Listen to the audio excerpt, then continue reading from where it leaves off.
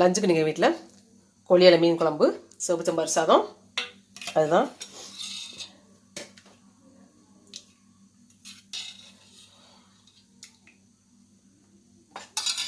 அதுக்கு வந்து நம்ம எந்த மீன் குழம்பு சாப்பிடும்போது இந்த மாதிரி சின்ன வெங்காயம் வந்து பச்சை வெங்காயம் உரிச்சு வச்சு சேர்த்து சாப்பிடும்போது ஒவ்வொரு வாய்க்கும் நரிச்சு நரிச்சும் கடிச்சு சாப்பிடும்போது டேஸ்ட் ரொம்ப அருமையாக இருக்கும். அப்படி சாப்பிட்டு பாருங்கள், உங்களுக்கு தெரியும். நம்ம சின்ன வெங்காயம் வந்து பச்சையாக வந்து எப்பயுமே சாப்பாட்டில் சாப்பிட்டுறணும். அப்படி மீன் குழம்புக்கு வந்து கண்டிப்பாக சாப்பிடும்போது டேஸ்ட் அருமையாக இருக்கும்.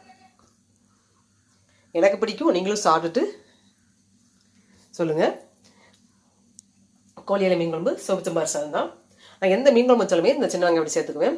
சாப்பாட்டில் வந்து பச்சை வெங்காயம் வந்து ரெகுலராக நம்ம சாப்பிடும்போது ரொம்ப ரொம்ப நல்லது, ஹார்ட்டுக்கு ரொம்ப ரொம்ப நல்லது, கெட்ட கொழுப்பு சேராமல் தடுக்கும்.